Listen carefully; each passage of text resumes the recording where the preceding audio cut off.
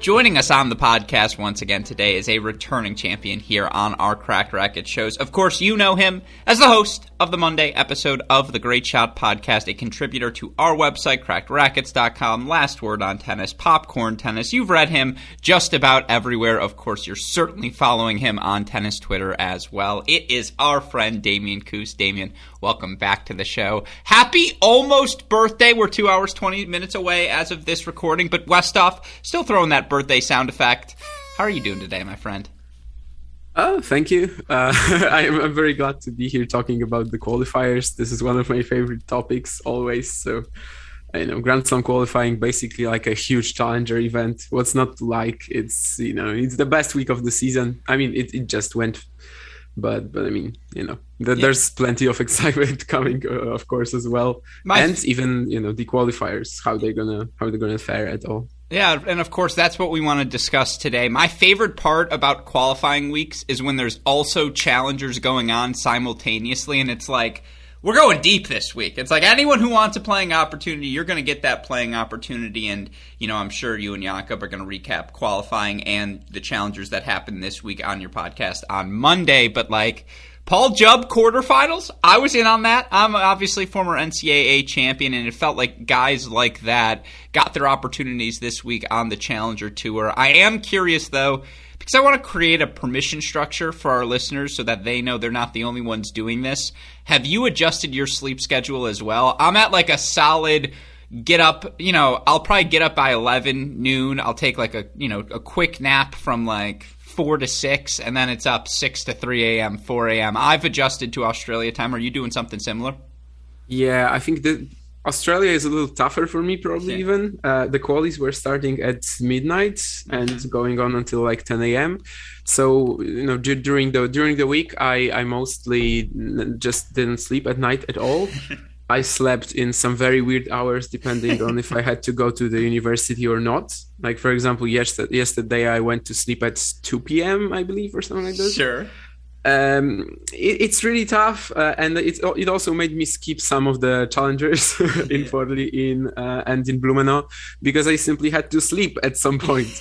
But just 2 more weeks of this madness. It has its charm for sure. Yeah, no. The good news is you can always watch the challenger replays somewhere, so those matches aren't going anywhere. But yeah, it's first of all, I'm so envious of those college hours. That was my strike zone. But yeah, it's certainly an interesting one to watch. And guess what? Everyone in Australia probably says that about our events, Damian. And I think Europe to North America, it's not that difficult to translate. So I think the time zone switch pretty easy for the French Open, Wimbledon, all of those European events. But yeah, this is the funky one. And as such, I will say this, for a man who has not been getting much sleep, you look wonderful. You look rejuvenated here. And I got to ask, what is it, 22nd birthday? 23rd. 23rd. Happy 23rd. It's your Michael Jordan year. You'll take it. You are the greatest of all time. Sure. I mean, I've never been 23, so I don't know how it's going to feel.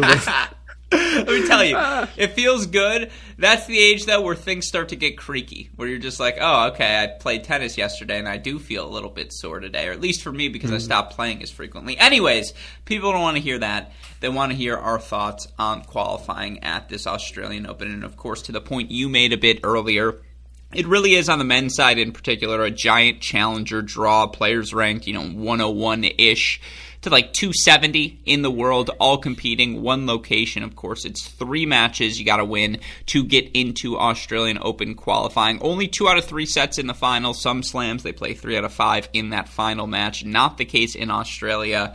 We also had fun doing this beforehand. We submitted some picks on Twitter. Jeff Sackman turned it into an article. That's always enjoyable as well. But, there's a lot of different angles, and I want to start with the men's qualifying with you, Damian. There's a lot of different directions we could go with this, but I want to start here. Who was your most impressive player through the qualifying run? Who's the guy that stood out to you, whether it be the victories he had, the level he showed? Who stood out the most? I've got 2 picks for this one, I guess. I'm not sure which one to start with. One is certainly very off meta, and it's Timofey Scottov. Sure. one we would have never picked. I mean, it was a bit of a weird section with Grenier having that COVID issues and all.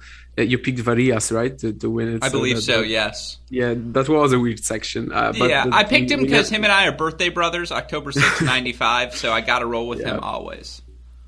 Yeah, but Scottov, I mean, especially as he had Grenier in the opening round, I never would have predicted. It's very funny because last year there was this match in Nur-Sultan that he played against, the recently retired Martin Klijan. And Klijan defeated him in a third set tiebreaker and told him after the match that he's basically not going to achieve anything if he doesn't learn to inject power, learn to hit winners. And it's pretty much what he did here for the very first time, I think. Like the forehand was as good as I've ever seen it. As for pure winners, I mean, the stats probably weren't that impressive, but just the way he was able to control points with it was just, he never had that before. He was overly passive. When the opponent was redlining or just playing very well, he never really was able to have opposed to that in any way. I think against Dane Sweeney he had 9 forehand winners, but the other matches not as many. But just the way that he's now a great grinder, but also with a serious weapon, and that can help him in his career massively. I think every single time. Scottov is considered as one of the guys who will stagnate soon, and still he keeps breaking these barriers, and this could be another step forward. I don't know if he's one of the most dangerous qualifiers, probably not. But if we're talking about guys who impressed, whom I didn't expect to perform this well, then Scottov has to be the pick for me. So let's start there before I let you get to guy number 2. You look for Timofey Scottov, who, of course, 22 years old now, or turns 21 at the end of this month.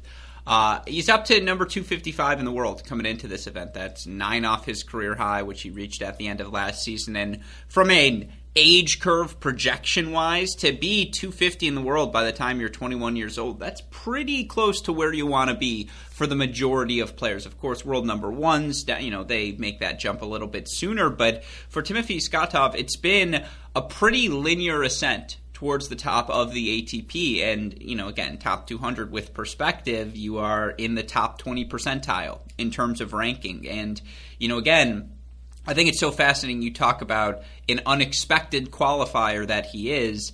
The guy's 1-1 in his career in ATP level matches. Got a wild card, I believe, last year into Nur-Sultan, which, let's be clear, slowest hard courts probably in all of tennis, like that indoor hard court. I mean, it just soaks up the ball. But, you look for him in his career even beyond that. 22-21 overall at the challenger level. That is not a significant amount of success that would lead you to believe he would have a run like this. And, you want to go even further nitty-gritty than that. He's 2-4 in his career, Damian, hard courts at the challenger level. I mean, again, talk about unexpected. And yet, when you look for him throughout the course of this week, it wasn't like a cupcake draw, right? He actually had to earn, his way through, and you look at the victories he's able to earn, whether it's over Grenier, again, first match, or Sweeney, or Augusto Elias, who's played really, really good tennis of late.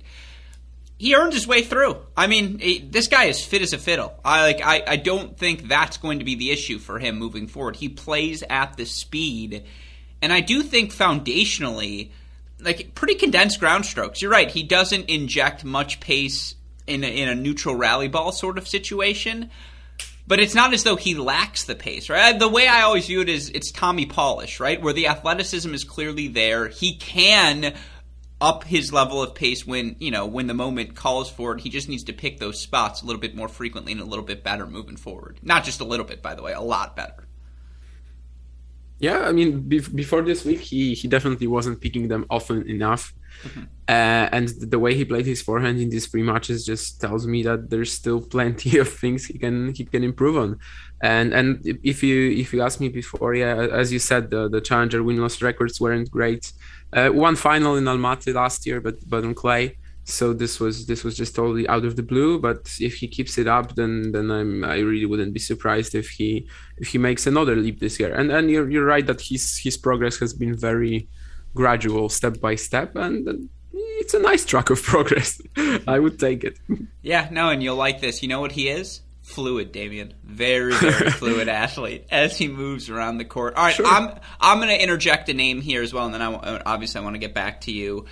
How about Liam freaking Brody? Like, talk about most difficult run to get through to challenge to get through to this main draw. You look for Liam Brody. Obviously, the highlight, he beats Sicilian in the final 3 sets. Roman so good at the ATP Cup. That was a spectacular win, but it was 3 sets along the way. 3 sets over JJ Wolf, who I think we both agree on hard court, certainly a top 100 sort of guy. Beats Kasper Zhuk as well in his first round matchup.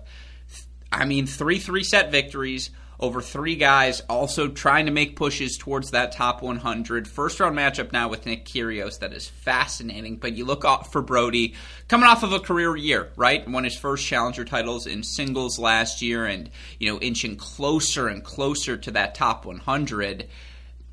He to me is the most impressive performer, just simply by how difficult that path was. Yeah, but by far the most difficult for sure. I mean, he's always so unpleasant to play. Might not have the explosive potential that some of these guys have, or most of the players in the main draw. But he's just very an opponent who knows how to win. Certainly, he simply knows how to win ugly. He knows how to make the opponent suffer, and then Zhuk, Wolf, Safiullin. Against Safiullin, he probably should have lost, actually. Mm-hmm. Safiullin was 6-4, 5-2 up, and then lost the next 3 games to Love, I believe. So he just really didn't step up when needed. But Brody, he got, as you mentioned, he got over that mental block he had with 7 challenger finals lost last year, and there's certainly a universe where Liam Brody makes the top 100 soon, and it might be our universe. Well, so is there any Aslan? You wrote a piece a couple months ago looking for the future Aslan Karatsevs, the guys who outside the top 100 have never cracked the top 100, 26 years old or older, but could maybe make that push. It's hard to deny Liam Brody can't make that push, particularly you look where he's at this point of the season for Brody, who I believe right now you look in the live rankings, number 128, 28 years old. He gets another win in Australia. He's going to push closer and closer to that top 100. And again, you look for him, the points he has to defend here early in the year. It is difficult because he made challenger final, challenger semifinal back-to-back last year in South Africa to start the season. Biela, he makes a challenger final there at the start of March as well.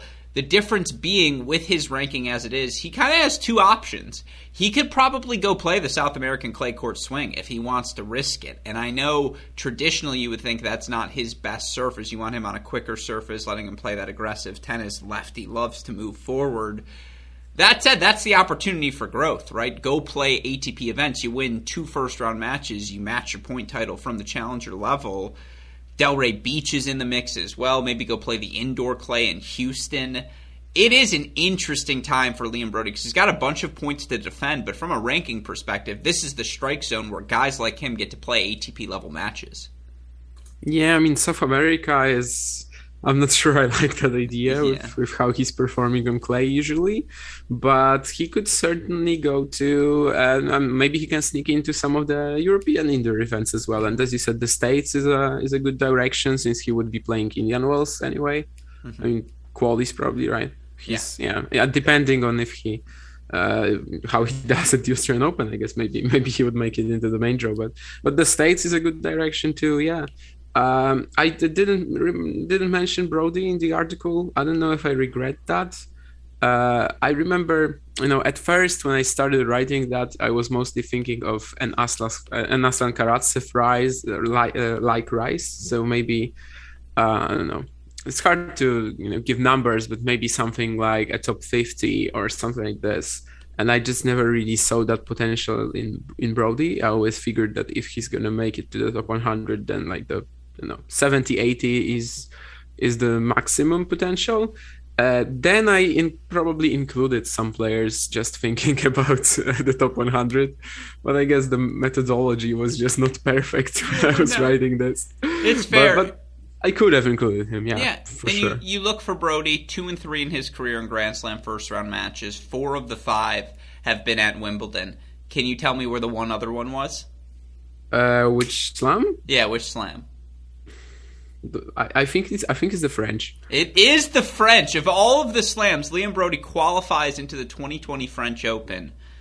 Go play South America, right? No, it's an interesting. You're right. The difference is, will he go play qualies at, to your point, the European indoors, or will he go play Del Did he Rey? play? Oh, okay. 2020, he played Yuri Vesely. Vesely, okay. Yeah, 4 sets, first round. I didn't remember the match, but I think I looked at his Wikipedia or something like 2 days ago. That's why I knew it was the French. Normally, I would obviously say a hardcourt one, probably the US Open. Yeah, no, but again, for Brody, lefty, tricky game.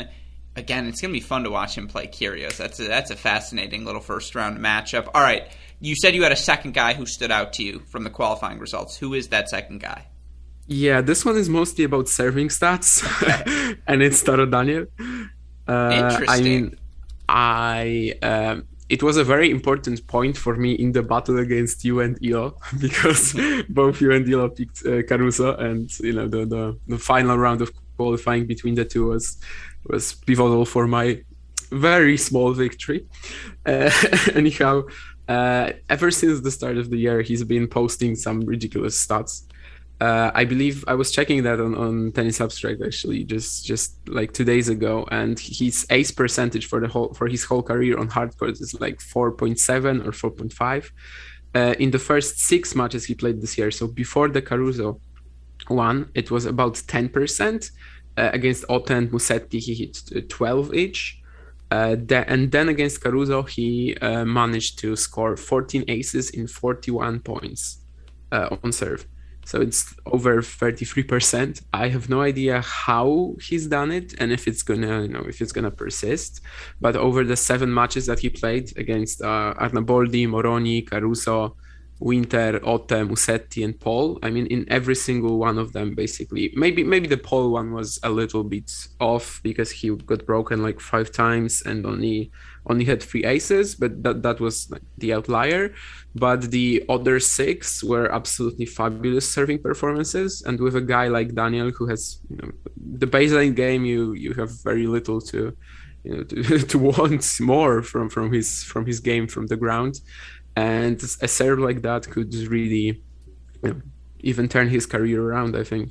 Yeah, no, I mean, look, he's a guy who's played 17 main draws at Grand Slams coming into this. He's a guy who has proven, to your point, the ground strokes are not the issue for him. The speed is not the issue for him. And so to see the rejuvenated serve, I think it's a really good point. And again, I do think he was one of the standout performers and has really played good ball here to start the season.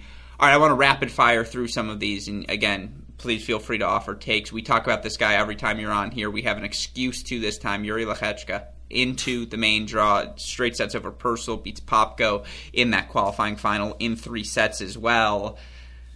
I mean, again, it's not just him. I've asked you to write about the young Czechs before, the young Argentinians before. Thomas Maček, he's into the main draw as well. You look at for the Argentinians, Echeverry into the main draw. I thought, for Tabilo to continue his success as well from ATP Cup, great to see him capitalize on that, get into the main draw as well. Start with the young Czechs. 2 of them into the main draw. Your thoughts on their performance? I mean, if we're talking about tough routes to qualify, like Safiulin's, not Safiulin's, but Brody's, Lechechka is probably the second one. Yeah. Mo, Purcell, and Popko. Obviously, Purcell kind of stands out, but not in Australia. He actually played well at the Aussie in the past. I think in the past 3 or 4 years, he played 5-setter in the main draw or something like this. Popko was an awful matchup. I was really afraid of this one. Popko is for a player that sometimes has his rally tolerance tested, and it doesn't pass at times. Obviously, not always. Popko is just drastic to play. I would absolutely hate to play Dimitri Popko if I was a professional tennis player. And Lechechka, managed to do that. It's very important for him because he was so close at the US Open, lost to Ilkay in the final qualifying round. And now he's done it. We've obviously been expecting this, but it's still very reassuring. I don't know if we're gonna talk about like the draws of the qualifiers later, or should I just mention it now? Feel free to get into them now. I definitely have a question, but yeah, feel free. Yeah, but I mean, he's playing Dimitrov, and if he plays well, that can be a real blockbuster, I think. Like, I don't think he's, expected to win this or anything. Surely not. But he has a very live chance against Dimitrov. And then, if he won, the second round is, I believe, Benoit Paire or Thiago Monteiro. And that's probably a matchup, regardless of who wins, where Lehečka would be the favorite, which is pretty crazy. That he'd be the favorite in a Grand Slam second round already. I mean, I'm not even talking about Lehečka Tsitsipas in the third round. That's something insane, but yeah, very reassuring and a very tough path. And I mean, Machac 8-0 to start the year. What else do you want? I have previously stated that this is like a make or break year for me in terms of Machac, because I feel like 2021 there hasn't really been that much improvement.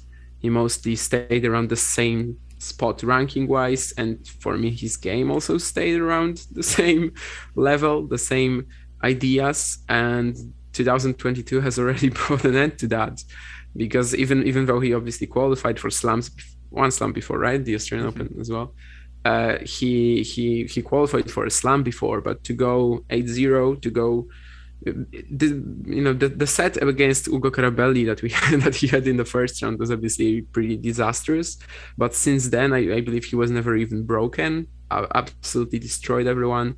Jesper de Jong, he also beat Intraralgon the week before, but both times, even though de Jong is playing very well right now, it was so comfortable, and I don't think that much has improved about his attacking possibilities, the aggression that he gets. I believe he's been serving extremely well, and also just playing points, like, just using more percentage play, just not often, not always going for the big shots when not needed, but just pretty comfortable to relax, roll the ball in, which was very important in his Traralgon final against Fratangelo, for example, especially as Björn was sort of tired after the matches he played earlier against Kruger and Lehečka, I believe. Yeah, Lehečka.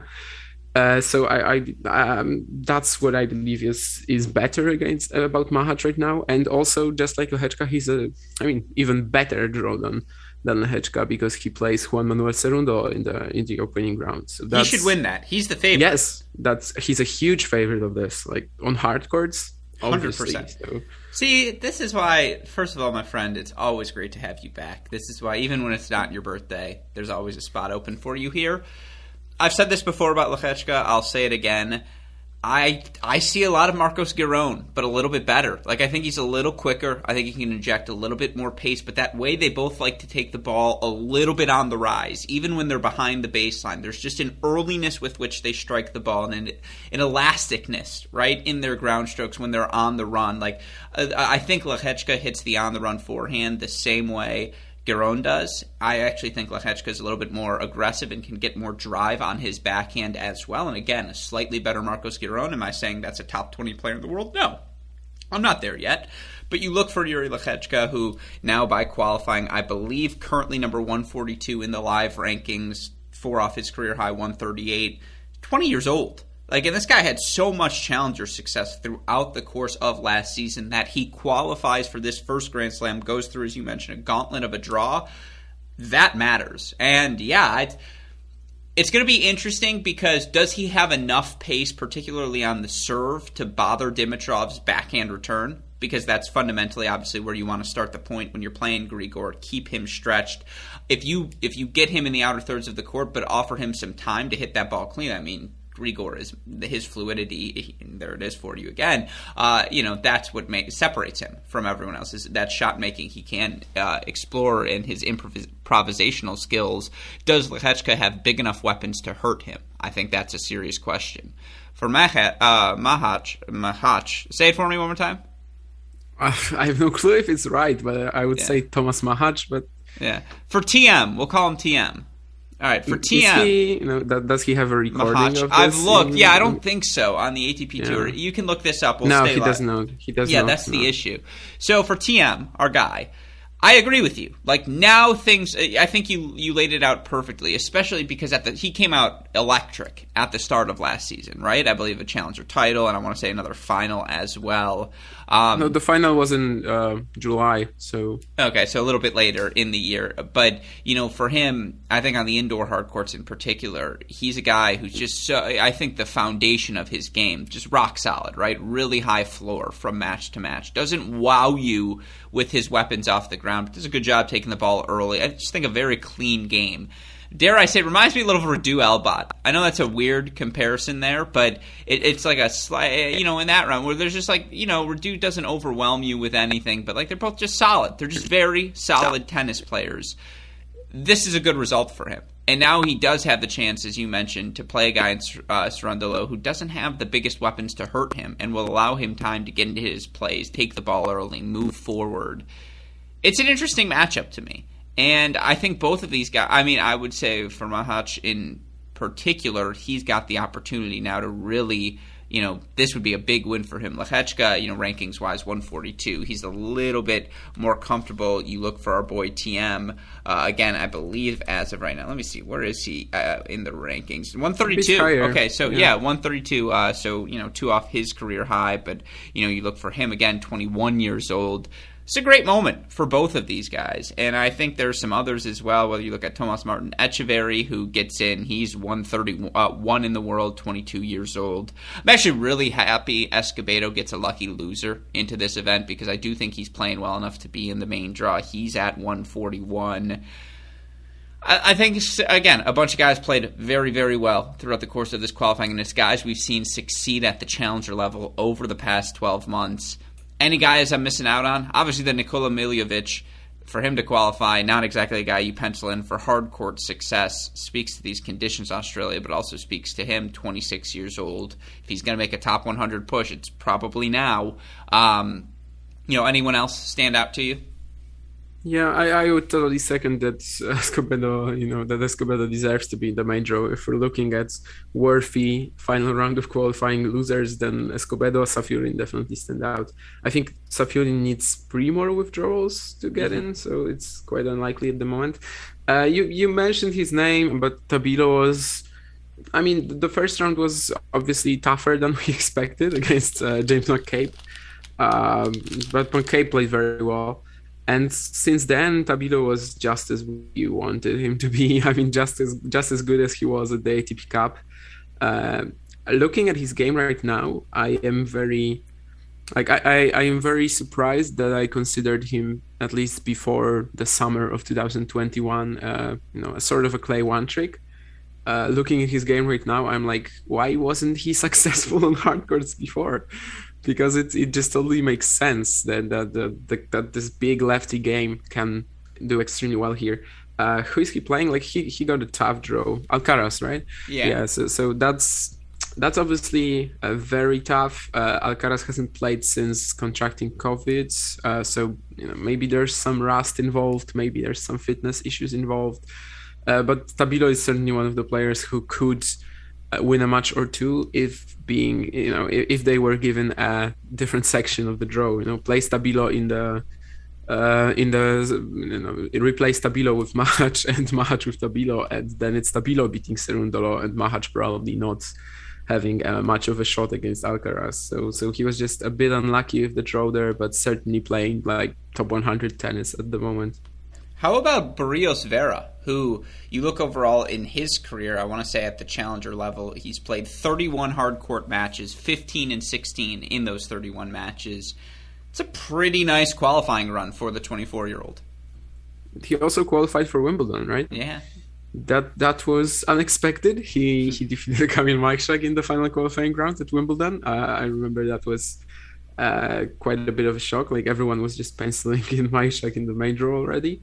Here, the section was certainly one of the weaker ones as well. I wouldn't say that the run beating Miller, Tirante, and Horansky on hard courts is something ridiculous, but it's great that he's showing the ability to play on other surfaces as well, along with Wimbledon. I was this is so off topic, but I was recently looking at Chile's Davis Cup team, and I was like super shocked at how good they are right now. I was looking at it because I was wondering like who was a better draw for Poland than Portugal, who was worse. For the Davis Cup World Group 1 it's World Group 1 playoffs, I think. But anyhow, and Chile has Jari, Tabilo, Garin, and Barrios Vera. Like that's, if you get them away on their, let's say, on their continent in Chile on clay courts, that's literally impossible to beat. I don't know why I'm talking about this, but that was it's completely. First of all, this is again why we love having you. I enjoyed watching that Chile team compete at the ATP Cup because they do have some sneaky talent. Nikola Miliovich as well. Just, if he can get his feet back under him. And I mean, talk about a serve forehand that belongs in the top 100. But no, again, it was a really fun round of qualifying, I think. And two other guys I want to give a shout out to, a couple of former collegiate players, Yana Khannafman and Emilio Gomez. By the way, fun fact for you, Damian, on the 2012 USC National Championship winning team, which I would argue is probably the best men's team of the century, 2000s onward.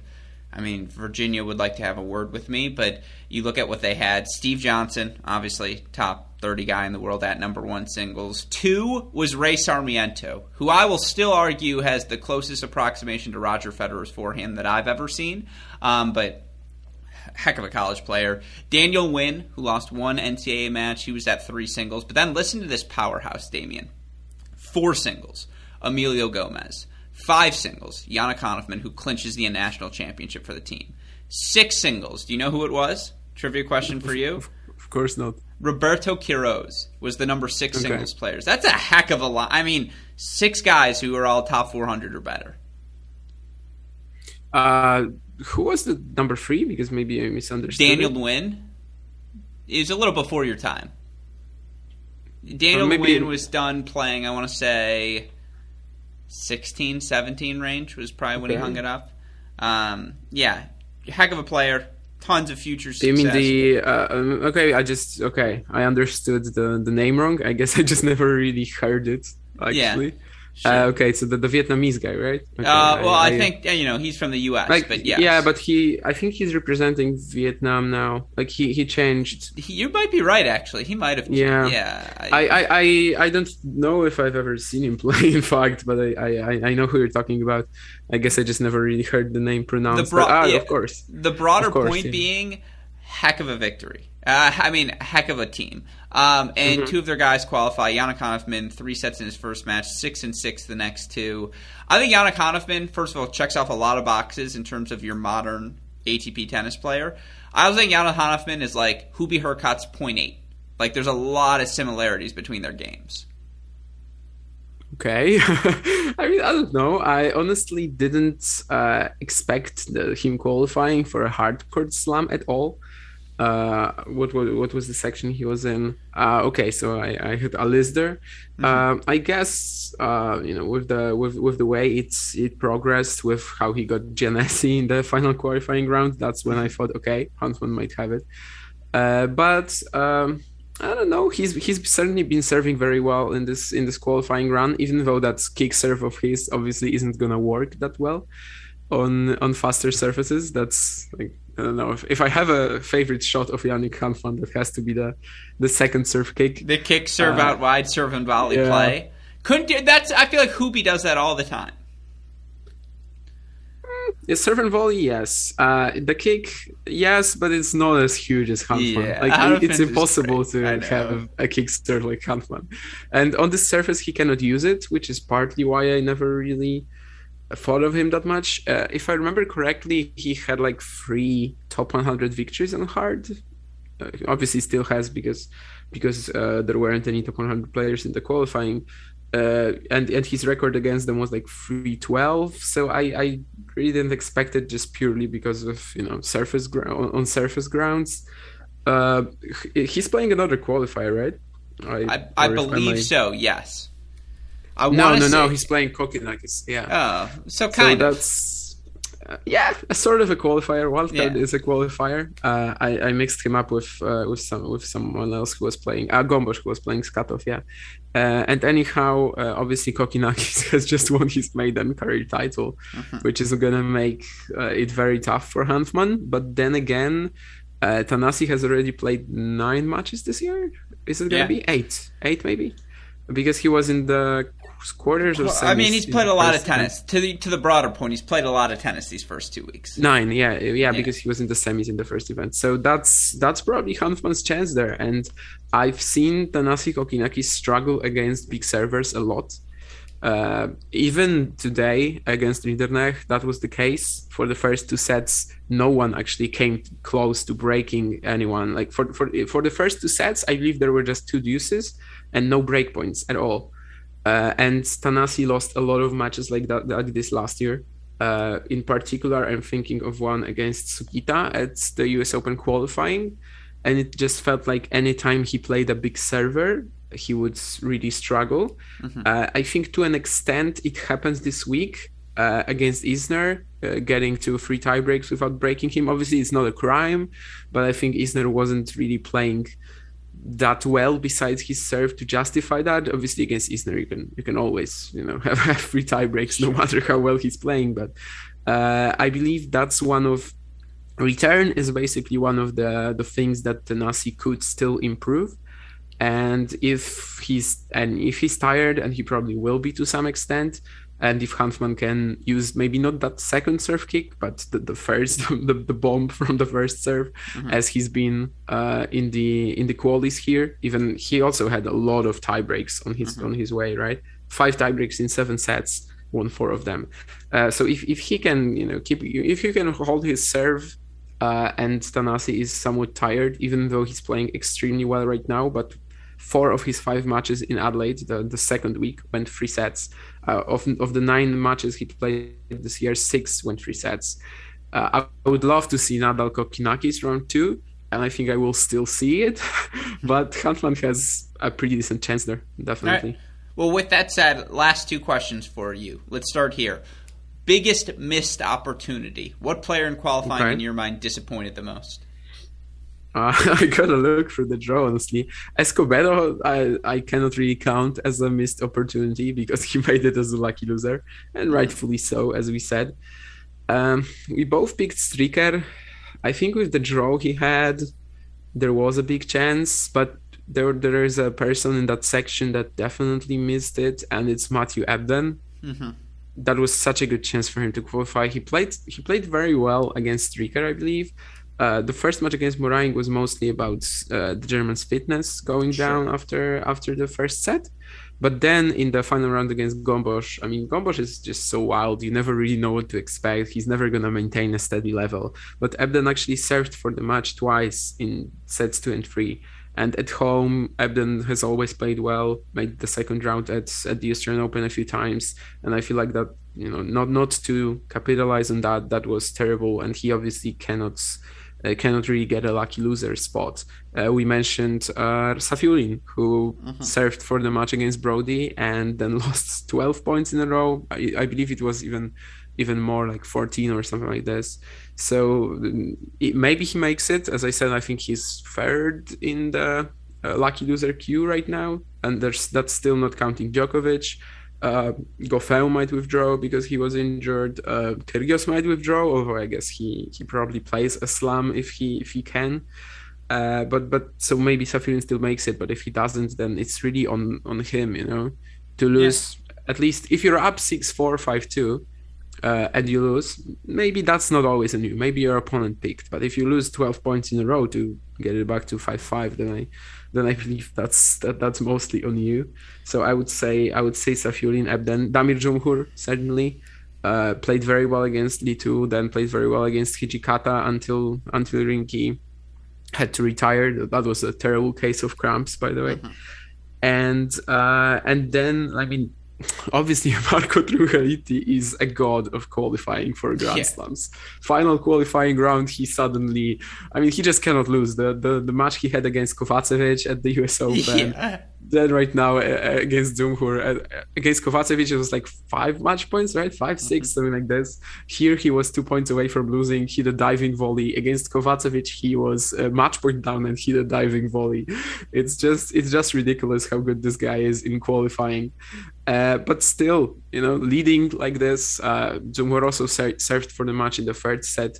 And it cannot be denied that even though he is a god of qualifying, Marco Drumheliti is a good draw in the third round. Like there's plenty of players who are more dangerous. So to miss it for Dzumhur, I believe that was also pretty. I know that wasn't great as well. I guess that would be my my 3 picks. I was mostly looking at because I haven't prepared for it. I was mostly looking at the final rounds, so I might have missed someone who was earlier. Oh, Quentin Alice, I earlier talked about.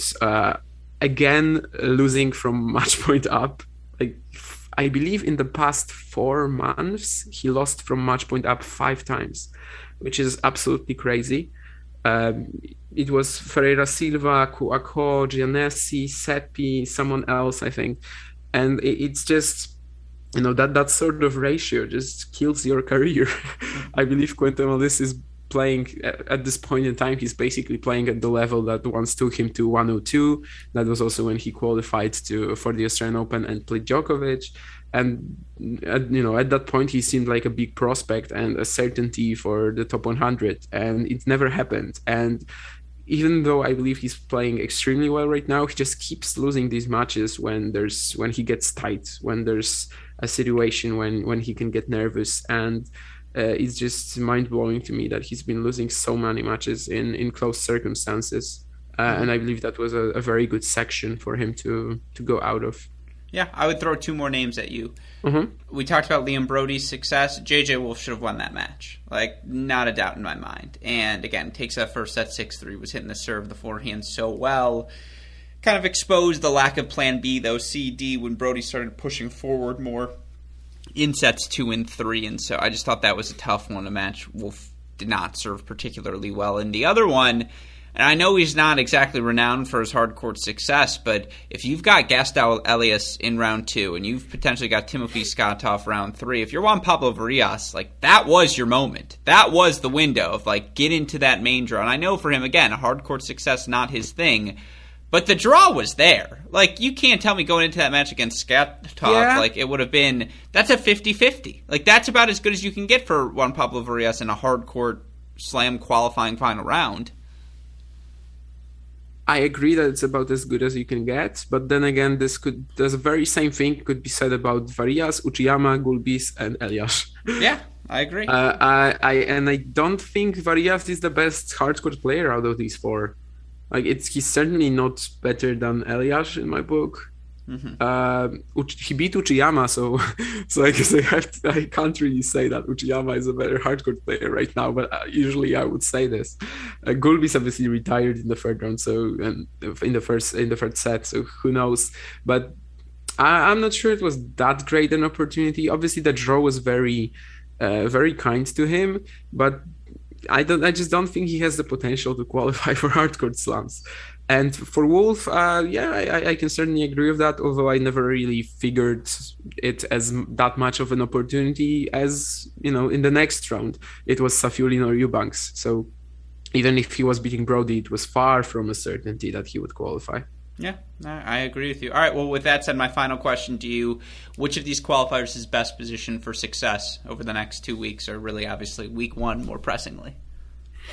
Yes, I believe I've already talked about Mahach, and I've already talked about Lehechka. Mahach obviously has a much better shot because of drawing Cerundolo, not Alcaraz. Not Alcaraz. Alcaraz is with Tabilo, but Lehechka has Dimitrov, of course. Radu Albot has a good chance against Nishioka, but then I also don't really give him much of a chance against Vukic or Harris. Whoever wins that. Vukic Harris is, by the way, like a sleeper pick for much of the round. I'm pretty sure you'll agree with me since you since you obviously like Vukic and any other former NCAA guys. I'll tell you this, Vukic looked darn good in his first 2 weeks of play. Like, he is finding his forehand with such ease, and that thing is a weapon. But I think more importantly, perhaps, the depth on his backhand. Like, it just has gotten better, and his serve, picking his spots. That slice out wide plus one inside out forehand combo is just, like, on the do side, is just legit excellent. Yeah, and for Harris, this is the second match of the season. He actually blew a match point, I believe, against Sun Wook-won. So, this could be a case of Harris maybe not really being back to his 2021 disposition and Vukic stepping up. I think this is really this could be a potential classic. But yeah, and Albot, I believe, even if he beats Nishioka, would probably lose to Vukic or Harris. So not really looking at him. But there are two qualifier versus qualifier matchups. Which one of them is Scottov Gombos, and I mean, you can take my, you can just guess who wins it. This is a 50-50. I stopped trying to expect anything from Norbert Gombos a long while ago. He always just catches me off guard and suddenly either peaks like he. At Davis Cup last year, he had that match in Bratislava where he gave only one game to Christian Garin, for example. Just an incredible performance. And then he goes to another event and doesn't play his best at all. I have no clue if Skatov's forehand improvement will be as evident in this match as well. But fitness-wise, in a best of five, maybe that's Skatov's advantage. And this is actually a fun section because there's Cilic playing Gomez and a qualifier, and then Scottov Gombos. And I believe Cilic should probably clean this up, but Cilic is another one of these players where you never really know. Obviously, his floor is higher than Gombos's, but there's another qualifier we talked about in Ian Brody, who could certainly win a match against Kyrgios. This isn't a good matchup for Kyrgios when he's coming back after another break. Not fit, which we basically know because of all the withdrawals, right? And the other qualifying matchup is Daniel Barrios Vera. And here I see a guy who could potentially go to the third round. This is maybe a bit crazy, but I would probably need to see that amazing serve from Daniel again. But Barrios Vera is, a favorable draw. You cannot really hope for more in a hardcourt slam. And then he's playing Basilashvili or Murray. And if he continues serving like this, if he continues playing like this, then I don't think it's out of his range at all. Obviously, Basilashvili can be a mess in any single match he plays. Again, you never really know. So many of these players. Murray has just reached the final in Sydney, but I'm not sure I believe he's playing at a ridiculously high level right now. I think it's still that sort of top 50, top 60 quality that he certainly has at this point in his career, but that's nothing Daniel couldn't possibly beat. I'm not saying he will, or I'm not saying that he'd be favored against Murray, but this is a guy who could potentially do it. Then it's Sinner, that's probably the end of the road. But I wouldn't be shocked to see Tarodan in the third round. I don't think there's gonna be like a Botic van de Zandschulp in this event, or even Oscar Otte from the US Open. I'm not sure the draw allows any single one of these players to go that far.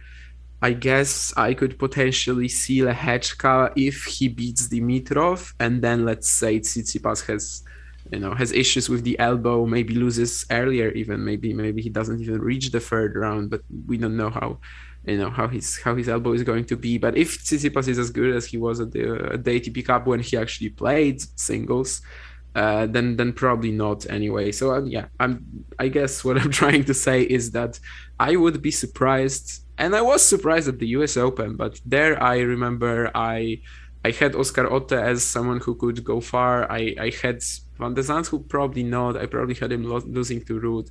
But there were so many qualifiers there that went deep. And I guess I'm just trying to say that here it's a little more unlikely. Probably just possible in the case of Lehechka, and in the case of Daniel, and in the case of Mahach, because after he plays Serundolo, he's got Cressy or Isner, and while it's very hard, it's not unwinnable for sure. I just love that I say, give me the case for one of them, and you give me all 16. So this is why I am always a fan of you. I'm sorry. No. That's not. Never apologize. You gave me the answer I didn't have an answer prepared. I Yeah. had to look through the draw. So that's what I love is you talked it out. I could hear the thought process going through, and I'm not gonna just sit in silence. Let the viewers sit in silence, the listeners sit in silence while I go through the draw and start to think about it. I love that. I love that. I think I would agree. Lehechka, if he can get through Dimitrov, things certainly open up. I think it would be tough to see any qualifier get to the fourth round, just in particular, given the depth right now in men's tennis. How many guys, like you think about it, Casper Ruud has never made a second week. Taylor Fritz has never made a second week of a Grand Slam. Like, these are the guys. At this slam, by the way. Oh, I would agree, and unless RBA wants to give him the business. Yeah, RBA is the only danger, I think. Well, because RBA is playing good ball. All right, with that in mind, I don't know if you've given predictions yet for your champions for the men's and women's side. I apologize for putting you, under the gun here. No. But let me hear them. Give me your predictions. Final thoughts here on this Australian Open. Who you got taking home the title? Yeah, I did. It's actually very frustrating because we still don't know if Djokovic is going to be there. Yeah. And I wrote these round table predictions like for two sides. And I probably will have to amend if it ends up that Djokovic is not in the draw. But anyhow, I wasn't picking him. But my pick for the men's title is related to the fact that Djokovic is in the draw, because I picked Medvedev. And mostly because of the fact that there could be a Djokovic-Zverev semifinal again, like at the US Open. Like we've seen in New York. Obviously here it's not going to be that important because there was also that added pressure of a calendar slam and all. But we've sort of seen what a 5-set thriller in the semi could do to you in the finals, because I think it could be argued that besides the pressure, Djokovic was also somewhat tired. Maybe it's also because of mental things, when you're under such extreme pressure, like no one has been in for in the past 50 years, then your muscles also get more strain on them. But anyhow, so that was like mostly the reason why I wanted to pick Medvedev, because Zverev and Djokovic are in their same half. But let's say Djokovic withdraws, and then I would be going for a little bit of a wild card, if there can be a wild card, because there's literally 3 possible champions in my mind, just like it was in New York. And then I would be going with the one that still doesn't have a Grand Slam title. So if Djokovic is out, I'd be going for Zverev. But because he landed in Djokovic's half, then that doesn't make me confident that he can beat Djokovic and Medvedev in the same run. So that's why I would stick with Medvedev if Djokovic is in the draw. But if he's not, then maybe Zverev. But I obviously know the risks that this pick has written into it with the terrible record against the top 10 at majors, but that just has to stop at some point, right? And I don't think his best of 5 struggles are in any way justified, like that there's any real reason for this. I think a lot of people just go around saying that Zverev sucks at best of 5 play, and I'm not sure like what are the grounds for this. It's not like his fitness is it's remarkable. It's insane. It's not like he, I don't know, gets somehow figured out over a long format. It's not like he cannot keep up a great level. I think it's mostly just some sort of mental issues that he needs to overcome, and that he will overcome at some point. I don't know if at this slam, but yeah, if Djokovic is not in the draw, then I would go for Zverev. But I mean, as I said, as in New York, it's literally 3 guys. Otherwise, it's gonna be a huge surprise. I very much agree with that assessment. What about on the women's side? Yeah, I remember I picked Halep to win this. Yeah.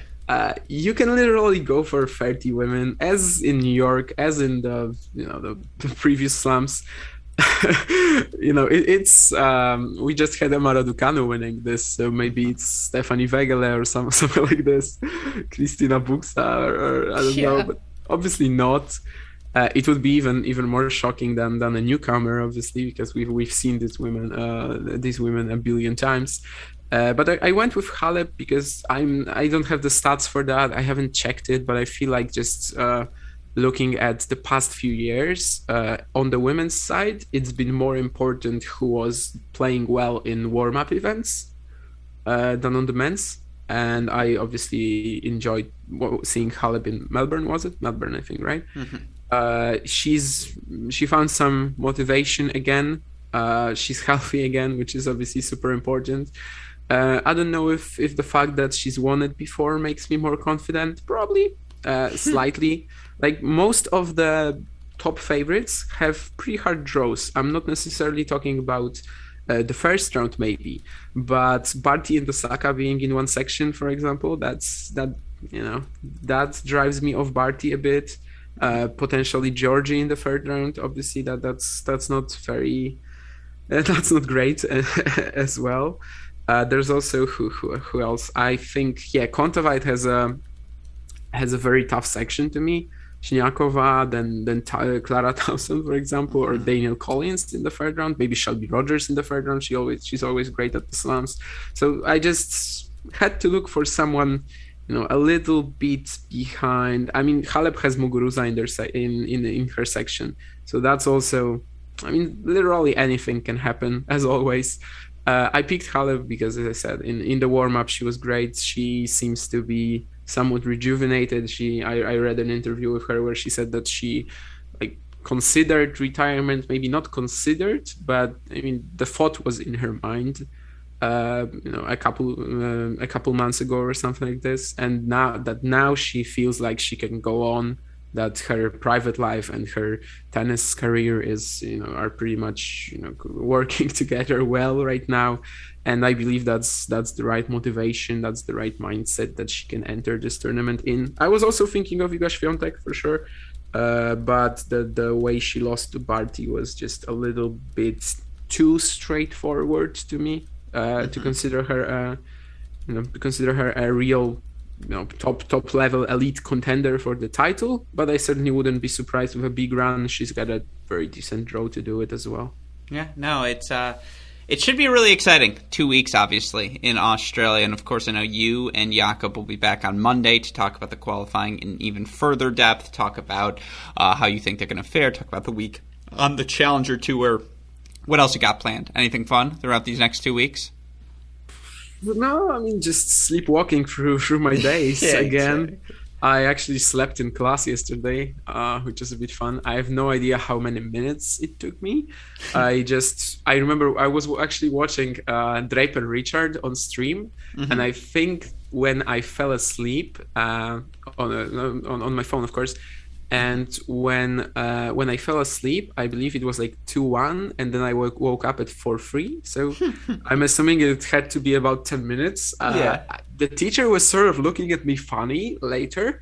I don't know if that was the case, but that was after I just went through the night watching that was actually the finish of the Australian Open qualifying, so probably the most important day. And then I just went straight to the university. And that wasn't great, but thankfully right now I only have to go there 3 times a week, I believe. So just 6 days where I'm gonna be basically asleep in my chair. That's good. But other than that, I mean, yeah.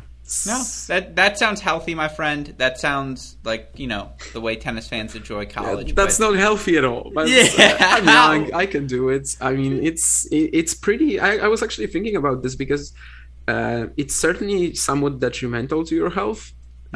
Maybe not so much at our age yet. But when you're an older person, and I imagine myself watching tennis, probably covering tennis my whole life, and I'm just thinking to myself, so what, every January is gonna look like this? But I guess that's what we have to do. And as you said, I mean, we're still lucky. Most of tennis is happening in Europe or in the Americas, let's say. So we basically get to watch everything. I think Europeans have it even better, probably. Although as you have a slightly easier time in Australia. But for example, when you live in, I don't know, Hawaii or or in Australia, these guys can really struggle to watch tennis, right? So I think we still have to consider ourselves lucky. Mm-hmm. No, I mean, first of all, eventually, Damian, hopefully someone will just pay for you to be down there, and then you'll be fine, and it's not even going to be an issue. But no, the next 2 weeks are always a grind, and I know I speak for all of us. We all appreciate the work you do to try and cover it all, and I am sure I will be asking you for a mini break podcast or two over the next 2 weeks. My last question: what do you do to spend your birthday? Give me the lowdown. What's in the cards for you tomorrow? To be honest, nothing much. I mean, I never really liked holding birthday parties or anything like this. So I know there's going to be definitely not a surprise party. There's probably going to be like a surprise present or something like this, a surprise gift for me.